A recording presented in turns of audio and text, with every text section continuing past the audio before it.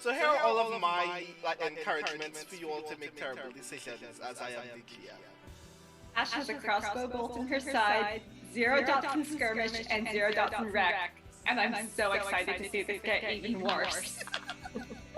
So that's one vote for escalation. Skelly has 3 guns and all the ammo.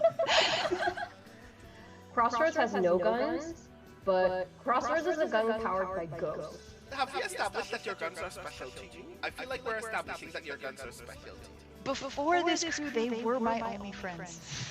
You've known us for 5 days. You've known those guns a lot longer. These are my babies. I just want to say, Rowan was starting to do this, and then he realizes to harvest, this doesn't help. Like, don't do that. This is not. No. This is Like, not don't do this. Doing this to an executioner? Yeah, that's not what you want. Like this, like we call that docile, you know? Oh, man. This seems great. I will do a fortune roll. Notes. No thoughts. Head empty. 1!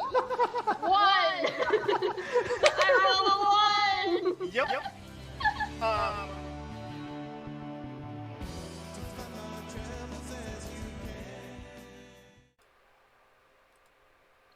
Hello, everybody.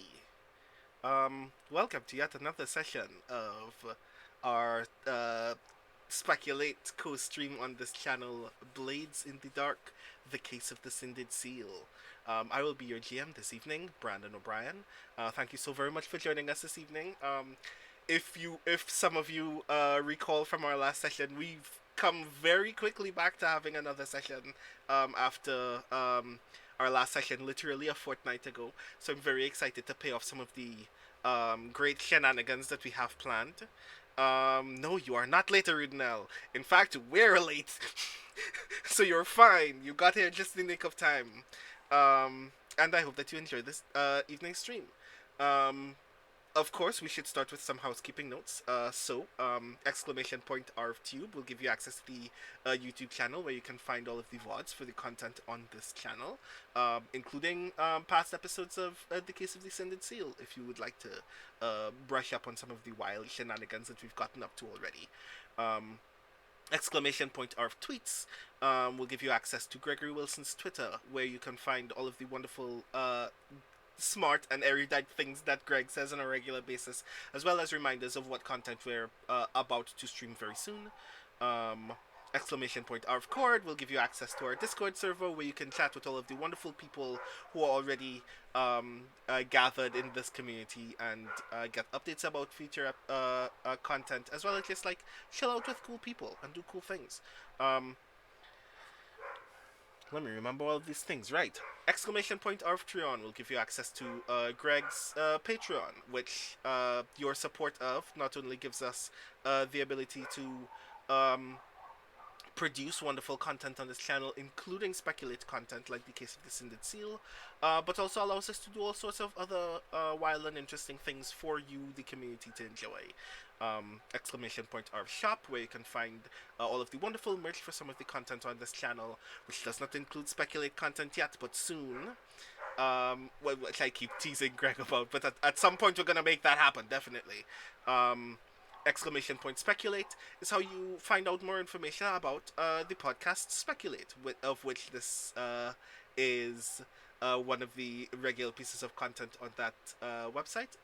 So if you want to support us and help us make more really neat actual play content on that podcast, as well as pay our wonderful editor to ensure that it's always sounding as perfectly as possible, you can definitely do that by supporting us on patreon.com/speculate, which you can find more information about through that link. Also worth noting, exclamation point BLM. On this channel, we do still assert and affirm the value of Black lives in the United States and everywhere in the world. It is very important to do what we can to not only continue to keep ourselves educated about the issues that affect Black people and other POC, but also how we can affect change in our own little ways after reminding ourselves of the importance of these issues. So if you want access to educational resources and the ways that you can support those communities, definitely check that out there. Exclamation point help now for resources about mental health. If you or someone that you know is struggling with mental health issues, especially as the pandemic rages on, that is your opportunity to find ways to educate yourself and find ways that you can support the people in your lives who might be struggling at this moment. Um, Also worth shouting out, exclamation point tentacle, because I keep forgetting that it's there, but it's there. We'll give you information about my upcoming book. Can You Send My Tentacle is coming out very, very soon. It's coming out on the 20th, in fact. That's like days away from now. I'm so freaking out about it. And among some of the things that I'm doing in order to promote the book, we're going to have an event right here on this channel on the 22nd. More information to be announced. I'm hoping to be able to say some really cool things about it very, very soon.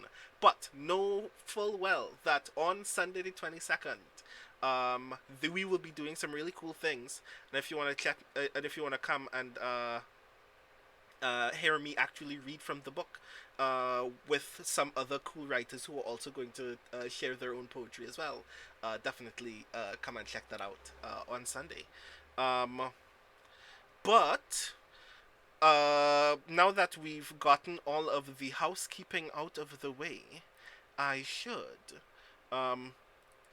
check in on some of my friends and see.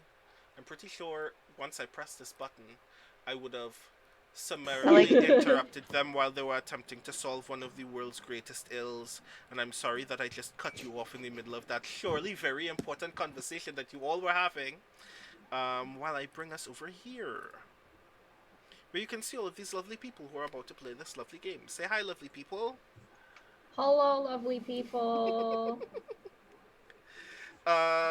So yeah, I'll ask you all very nicely to please let all of the lovely people in chat know who you are, what you do, and who you'll be playing this evening in the case of the Cindered Seal, starting with Mike. As I adjust my my light to find a balance between you can see me and I am a luminescent angel because I'm very pale. Hi, I'm Michael R. Underwood. I'm an author of science fiction and fantasy, mostly like inclusive fan family adventure fiction. My latest novel is Annihilation Aria, and I'm one of the 3 co-hosts here. Tonight, I am playing Ring Dalmore, a haunted veteran. Ring's pronouns are they, them, and he, him for me. That's me. Nice. Next, Valerie. Hello, I am Valerie Valdes, pronouns she, her. I am also a writer of found family fiction, space opera primarily at present, with new books forthcoming eventually. You can catch me on Twitch at The Kids Are Asleep, and I am playing Carissa Skelly Skelcallen, the team's hound. Nice. Next, Iori. Iori Kusano, Clarion West class of 2017, they, them pronouns. I write whatever the hell I want. Fiction in Apex, reviews in Strange Horizons, shitposts on Twitter at Iori Kusano, and I play Of the Flame the Ash, who is our lurk, pronouns she, her. Nice. And last but not least, Jeoi. Hello, Jeoi Gawain Lin, pronouns he, they, game and fiction writer. I play Crossroads, who is an ex-Whisper and the group's current hull. It has 2 bodies, the large friend Crossroads body and the bird body. Both are metallic and neither are made of meat. Nice. Cool. Every time you make that statement, I have to make sure to put exclamation point Crossroads in the chat so everybody can know that Crossroads is definitely made of meat. Absolutely. So yes, where we last left off in the case of the Cindered Seal, our strange friends had gotten into a lot of trouble. They broke into a warehouse where they suspected that some of Dern's young porters were doing some kind of work for some kind of operation that they knew very little about, except that it was tied to Aldo Booker, who may or may not have some designs on the infamous seal that everybody keeps looking for. When they got there, they found uh, Dern's kids moving heavy boxes that nobody knew what was in them, and they were being very heavily guarded by someone that Skelly knows very well, and doesn't trust very well either. That turned into the business of attempting to rescue those children, which went much better than it could have gone. But that did involve a lot of severe emotional moments for Skelly before finally not only rescuing those children, but attempting to successfully uh, capture the renegade bounty hunter Castor for further interrogation. Um, and that, as of this moment, everybody is um, in fact, where is everybody, I should ask? Are you back at the Grave Cave? Or did you head back to Dern's place? Because, I I mean, you have... suspect that we may have split the party, actually, because Ash would be taking those children back to Dern, but as I recall, Skelly and Crossroads have some cargo that probably shouldn't go there. Yeah, I think we were going to try to find our special interrogation warehouse. Right, yes. That very rare warehouse where you once tortured a cop. Which is still in your... which you still have access to. We did not go full Reservoir Dogs in our defense. Yeah, I mean, he's still alive. We didn't torture him very much at all, really. You emotionally Psychologically? tortured him. You emotionally tortured him, and that counts. As of this moment, I literally Tell that to my mom. Oh lord. As of this moment, we don't even I don't think I actually know where that cop still is. And I'm the GM, so I'm supposed to know. I just know that he's troubled. I believe we established that he did not get drowned. No, Yes, yes, he he's didn't alive. He woke up on the mhm. beach. Whether he's even still employed, we'll figure out at a later point. He's going through a lot. He But works in a yes. coffee shop now. He's a barista. So, okay, I will ask Ash then. Are you confident that you would have split up? Would you have had... Ash would is you with have the personally... children. Yes. Would you have personally headed straight to Dern? Not like straight. There would have been some detouring and circuitous routing, but she would have also been trying to basically run these children like a sheepdog. I think she has like pulled her spare scarf out of her pocket and is trying to look as school teachery as possible as they tramp through the snow back to Dern's. Okay. Yeah. Ring would be trying to meet up with that group as much as possible as well, but would be like Ash should take lead on kind of circuitous routing. Yeah, I think we had gone into the sewer. I think that was where we ended. That was the final image for our last mission. Yes. So, that means Skelly and Crossroads are in the underground route back to wherever they plan to be headed. For the And record, Crossroads has no plan. Oh, Crossroads yeah, I know. is probably going to turn around and go, "Where are we going?" Oh, Skelly has no plan either. You put the two non-planners together. It's gonna be good.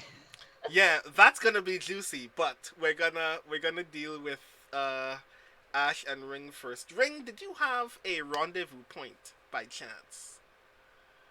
Well, on the mission, I still have blueprints marked, and we have the underground routes claim, our underground pathways that we have via Dern. So yeah, I would have had a fallback point in terms of like, okay, we try to rally up here to head back through, but a lot of that depends on how extensive the pathways we have access to are. I think at some point you mentioned they extended at least as far as the docks, but I don't remember if it was further. If I recall correctly, the way that I imagine this working is essentially, um, the underground passageways that you presently have access to, um, run from any direction in Duskwall to any direction in Duskwall, but can't cross water. So any path that you were going to take that would require you, um, briefly being underwater is unavailable to you, just under land. Which means that if you wanted to take a straight line path from that warehouse to the docks, a straight line would be very difficult, but it's not difficult for you to get to the docks either way. Right. Yeah. I think we'd mostly take the way that we would have gotten back, like whichever of the bridges that kind of go that leave Dunslow and head back toward more central Duskwall. Whichever of those is easiest to move along and not be noticed is probably where Ring would be trying to funnel people.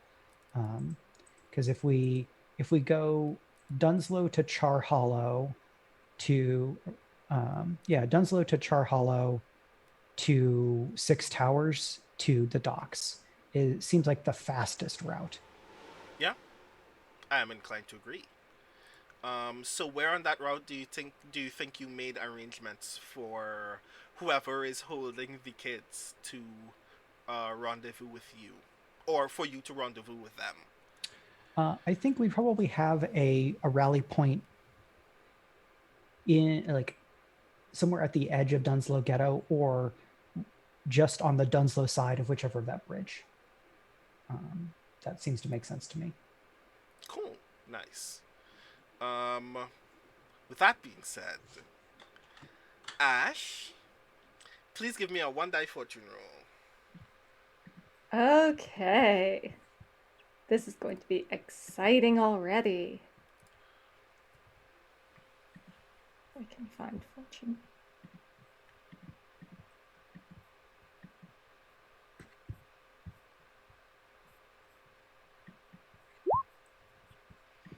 And that's a 3. A 3. That's not very good. It really isn't. I'm worried. I mean, you should kind of be worried.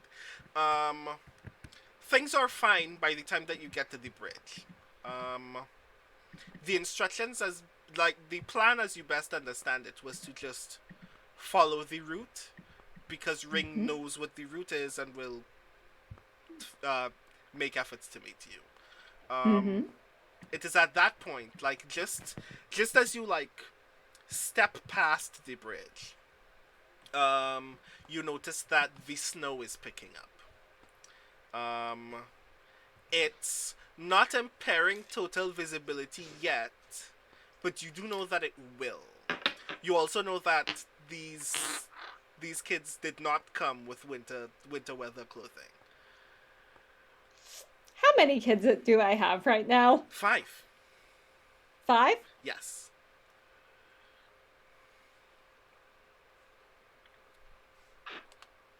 And they do not have winter clothing. Fan-fucking-tastic. Okay. What buildings and businesses are nearby at this point? Nearby at this point, there is, at the immediate intersection that you just arrive at, there is a bookstore and a cafe kind of thing. It seems much smaller than it should be. Unfortunately, they're both closed because it's actually kind of late.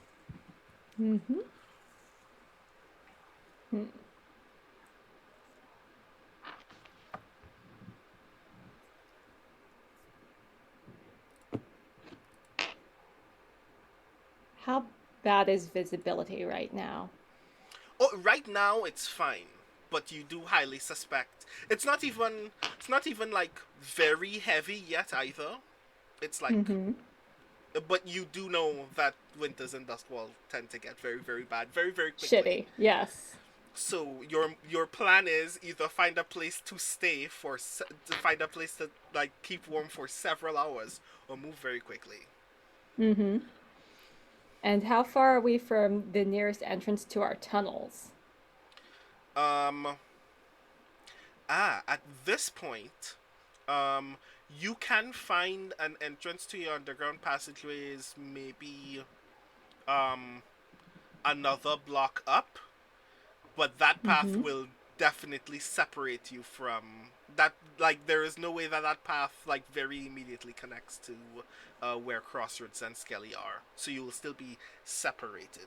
Also, um Oh no, it's better if we're separated. I do not want the children to see Crossroads carrying around an unconscious woman. okay, duly noted. Well, that option is definitely available to you. You've made a very wise decision, I think. So yeah, you can do that, and I imagine, just for the sake of expediency, that's a thing that Ring would know. Mm-hmm. Because I mean, Ring is still exposed to the elements and also knows that it's gonna snow just now. So Yeah, it's gonna be tunnels and then using the tunnels to just haul it to try and get as close to Durns as possible. okay.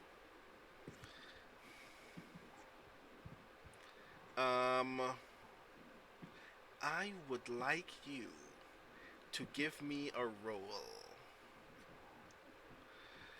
Um, you're an adult and your entourage is 5 children. What do you think you need to roll in order for them to do exactly as you asked them to do? Theoretically, command. Realistically, because this is Ash, Ash has a dot in sway. That's the only social skill Ash has a dot in. Fair enough. Okay. So we will make this a sway roll. Your position. Your position is desperate. Mm-hmm. And your effect is standard. Okay. Any bonus dice? Nope. Okay. 6. Oh my word. Um. The children think you're one of them because you're so short.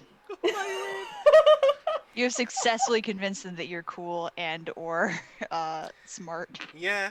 Like one You of do a the sick wheelie in the snow. one of the older kids here is like, who the hell are you? We don't listen to you. Where's where's Ring? Where's Dern? Um, and like you can tell that he's about to like grandstand that because he's the oldest porter, it's his responsibility and doesn't want anything, like he doesn't want to take orders from anyone. Mm-hmm. What are the words that you actually use to successfully like um make him chill out? Mm-hmm. Oh. Oh dear. I think what Ash is going to say is, well, I'm going to put it to you like this. We get in the tunnels where it is slightly warmer, and none of you are going to lose a finger to frostbite. Or you can be in charge like you want to be, and then you get to explain to Ring later why some of your friends don't have toes anymore. And I think you know the face Ring's going to make. I can picture it. It's not something I would like to deal with, personally. But, you know, I'll leave this one up to you. What do you think we should do?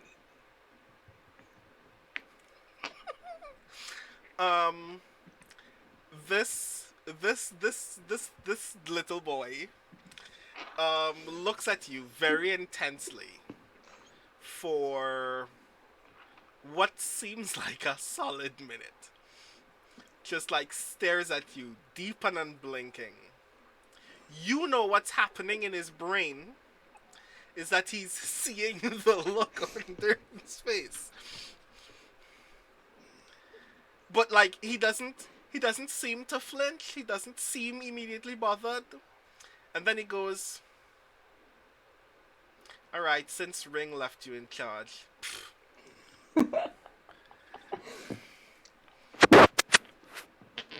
And now you are in full control, and everybody fully takes all of your advice. Some of the young kids are just like utterly like there is a very very small child here. Right, Thistle is this 10-year-old kid who is in your entourage. Won't stop pointing and asking questions about things that you know if any of these kids touch, they will get very sick. And you know that they shouldn't engage with anything. But the Thistle is very curious. Thistle wants to know how you knew that this was here. Points at things that are obviously waste matter.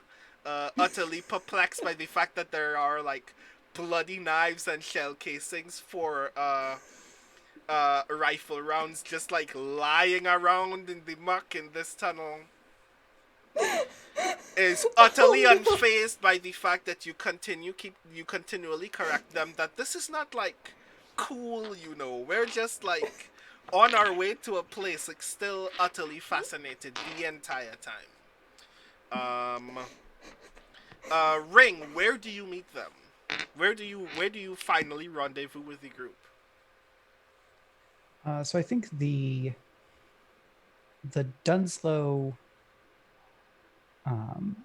meetup point would probably be there's this northwesternmost building in the Dunslow ghetto, right by Sackcloth, where it joins Honey Hill, and I think that's probably a good meetup point because there's not really cover by the bridges, unless you want to get up on the prison, which is a bad idea. Unfortunately, like this path, it's began just beyond the bridges, so you're going to have to like, you're going to have to find a point a little way ahead of Dunslow. Yeah. So then I think their kind of fallback point would have been at Stiletto Way, because you can take 2 quick turns and be out of sight of the larger roads. Okay. So that's in Saltpire, in the kind of southernmost, southwesternmost neighborhood in Char Hollow. Cool. Okay. So give me a 1 die fortune roll. All right. Let's see.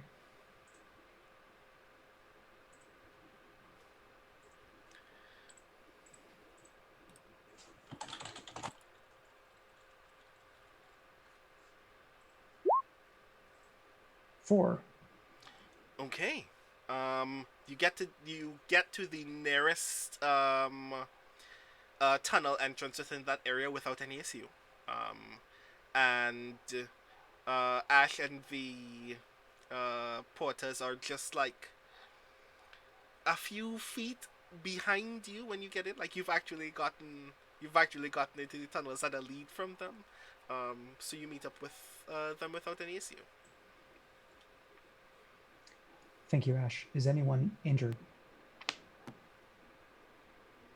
They've still got all their fingers and toes as far as I can tell. One kid from the back of the line that is following in single file fashion behind Ash. Look, one kid raises their hand.